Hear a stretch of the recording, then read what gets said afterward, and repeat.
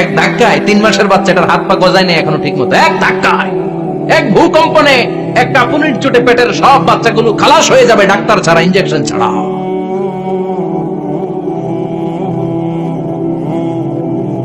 সেদিন যখন আল্লাহ একটা ভূমিকম্প তৈরি করবে, পৃথিবীটাকে যখন নাড়িয়ে দিবে, কাঁপিয়ে দিবে, একটা পাহাড়ও টিকবে না, সবগুলো পাহাড় তুলার মতো ধ্বনিত হতে থাকবে, মানুষগুলো ছিন্ন বিচ্ছিন্ন হয়ে ডানে বায়ে ছিটকে পড়বে, চন্দ্র সূর্য আলো থাকবে না, মানুষের চোখগুলো ছানা বড়া হয়ে যাবে। ফাইদা বারিকাল বাসারু ওয়া খাসাফাল কমারু ওয়া জুমিআশ শামসু ওয়াল কমার ইয়াকুলুল ইনসানু আইনাল মাফার। চাঁদে আলো থাকবে না, সূর্যে আলো থাকবে না, প্রক্সিমা সেন্ট্রাইতে আলো থাকবে না, আলফা সেন্ট্রাই এ, আলফা সেন্ট্রাই বি, ইটা ক্যারিনা, বেটেলজিউস, অ্যান্ড্রোমেডা, একটার ভেতরেও সেদিন আলো থাকবে না, সবগুলো অন্ধকার হয়ে যাবে। সাগরের পানির মধ্যে সেদিন দাও দাও করে আগুন জ্বলবে, মানুষগুলো পাগল হয়ে যাবে। কেউ থাকবে তখন টয়লেটে, ইমাজিন কেমন ভাবে আল্লাহ নকশা এঁকেছেন। কেউ থাকবে টয়লেটে, কেউ থাকবে ক্ষেত খামারে, কেউ থাকবে অফিস আদালতে, কেউ থাকবে রান্নাঘরে, কেউ থাকবে মৌজ মাস্তির ভেতরে। ঠিক তখনই কিয়ামত হয়ে যাবে, কেউ পার পাবে না, সবার মুখে একটা চিৎকার, আইনাল মাফার, পালাবো কোথায়? কিয়ামতটা শুধু পৃথিবীর একদিকে অনুষ্ঠিত হবে না, গোটা বিশ্বব্যাপী হবে, তাই না? নাকি বাংলাদেশে কিয়ামত শুরু হইলে সৌদিতে হবে না, হ্যাঁ, আমেরিকাতে হবে না, সুইজারল্যান্ড, ইন্দোনেশিয়া, অস্ট্রেলিয়া, গোটা বিশ্বব্যাপী একসাথে কিয়ামতের ভয়ঙ্কর দৃশ্যের অবতারণা ঘটবে। চিল্লা এখন ঠিক কিনা? মা তার ছেলেরে চিনবে না, দুধের বাচ্চাকে রেখে মা পালাবে।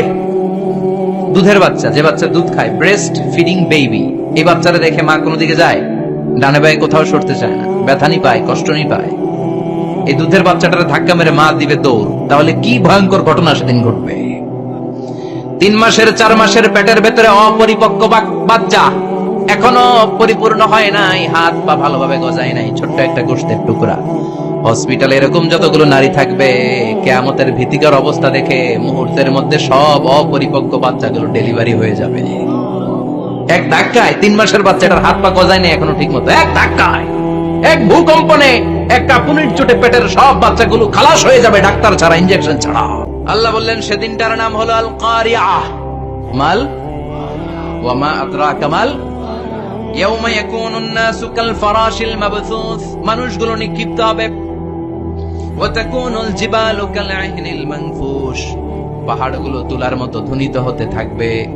এখন উপরের দিকে তাকালে কি সুন্দর নীল আকাশ দেখা যায়, সেদিনে আকাশও থাকবে না। ইয়াউমিন আতবিস সামাআ কাতায়্যি সিজিল্লিল লিল কুতুব, কাগজের পৃষ্ঠ যেমনি তোমরা ভাঙো, কাগজ যেমনি হাতের মুঠোয় নিয়ে তোমরা গুটিয়ে ফেলো, সেদিন এই বিশাল সাত আকাশটারও হাতের মুঠোয় নিয়ে গুটিয়ে ফেলবে কে? কাতায়্যি সিজিল্লিল লিল কুতুব, ক্যান ইউ ইমাজিন? আপনি কি কল্পনা করতে পারেন এই দৃশ্যপট যখন ঘটবে, গোটা বিশ্বব্যাপী কি মেসাকার হবে?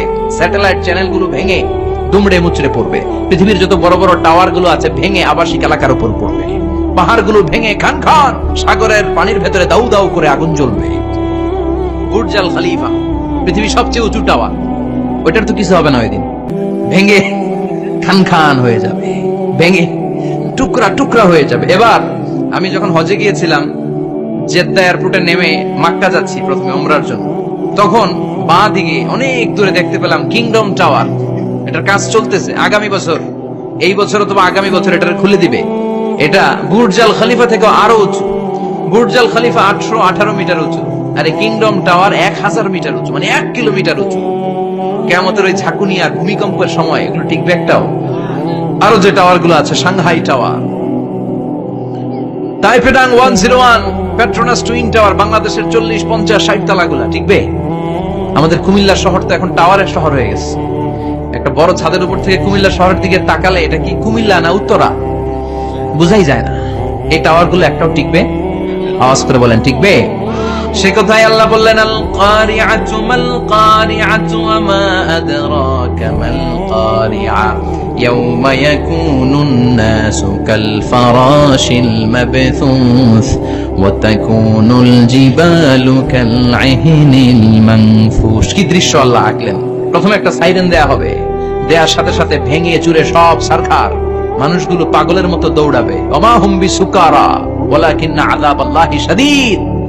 মানুষগুলোর দৌড়াদৌড়ি দেখলে মনে হবে যে মাতালের মতো দৌড়াচ্ছে, রেড ওয়াইন খেয়ে, হুইস্কি খেয়ে, মদ খেয়ে পাগলের মতো দৌড়াচ্ছে।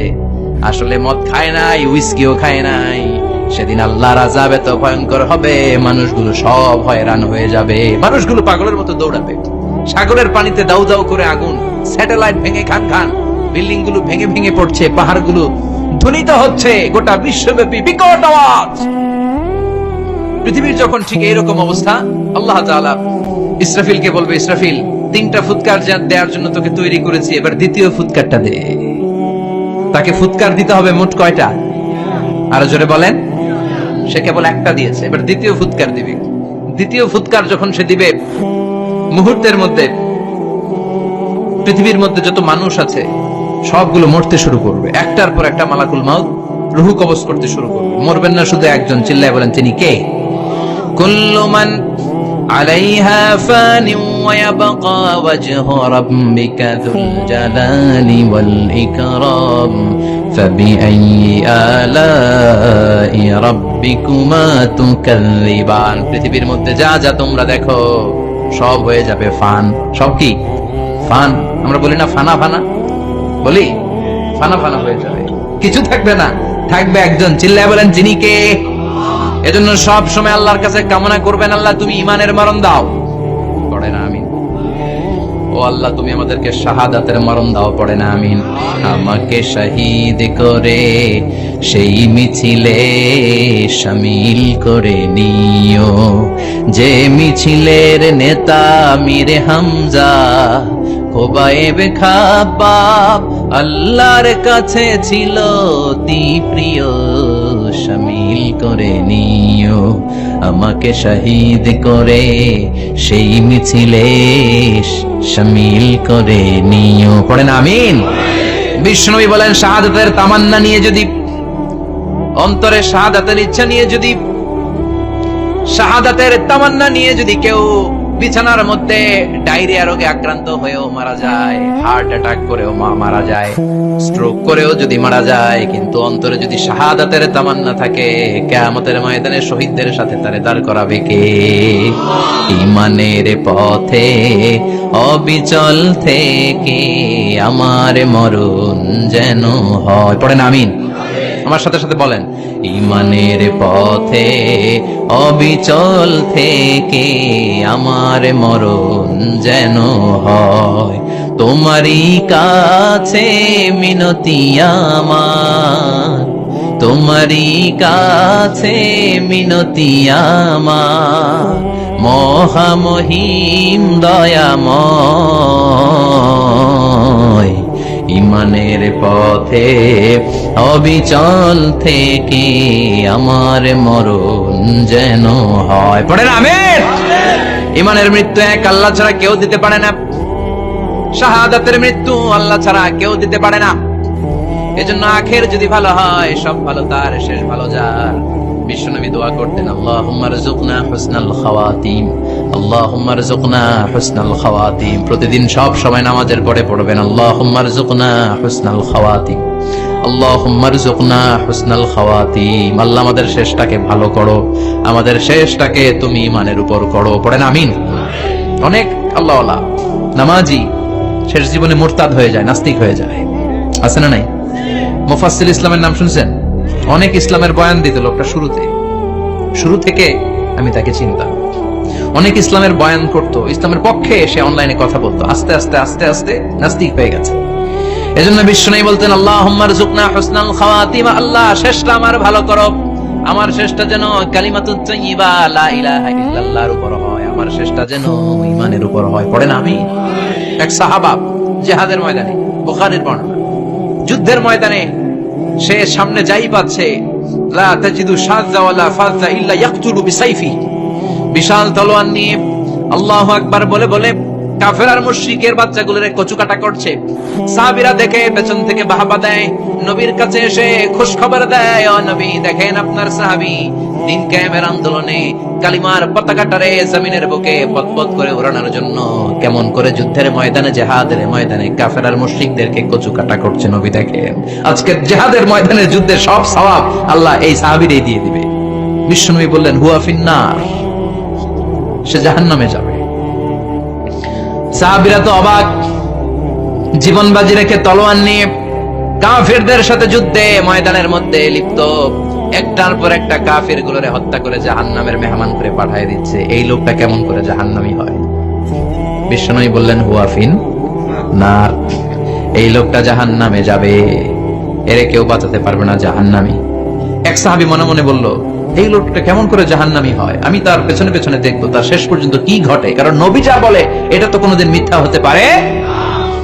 সাহাবী লুকিয়ে লুকিয়ে তার পিছু নিল, দেখলো যুদ্ধ করতে করতে জিহাদের ময়দানে শত্রুদের মাঝখানে খাটির ভেতরে সে মারতে মারতে চলে গিয়েছে, মারতে মারতে কাফেরদের মাঝখানে এমন জায়গায় চলে গিয়েছে চারদিক থেকে কাফেররা তাকে ঘেরাও দিয়ে ফেলেছে। এবার আর সে পারে না, দীর্ঘ সময় যুদ্ধ করতে করতে এবার ক্লান্ত শ্রান্ত, এবার নিজেও মারে আবার মাইরও খায়, মারে এবার মাইরও খায়। খেতে খেতে হঠাৎ এক কাফেরের তলোয়ারের আঘাত তার ডান হাত নাই, এক কোপে ডান হাতটা জমিনে পড়ে গিয়েছে, ফিনকে দিয়ে রক্ত, ব্লিডিং হতে হতে, রক্তপাত হতে হতে সাহাবী নিস্তেজ, আর পারে না, আর সহ্য করতে পারে না। শাহাদাতের জন্য অল্প একটু দেরি, এই অল্প একটু দেরি সাহাবীরা সহ্য হয় নাই।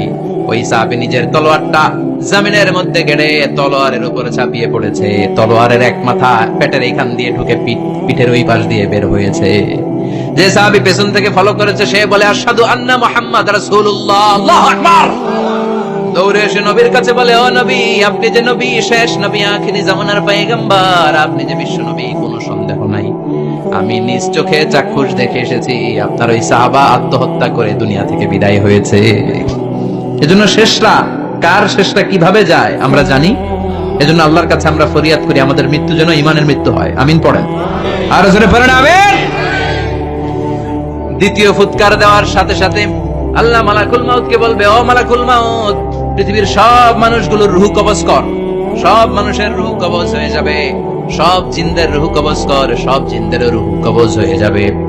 এবার সব ফেরেশতাদের রূহ কবজ কর, সব ফেরেশতাদের রূহ কবজ হয়ে যাবে। আল্লাহ বলবেন আখবিরনি মাইয়া বুখা, আর কে কে বেঁচে আছে বল।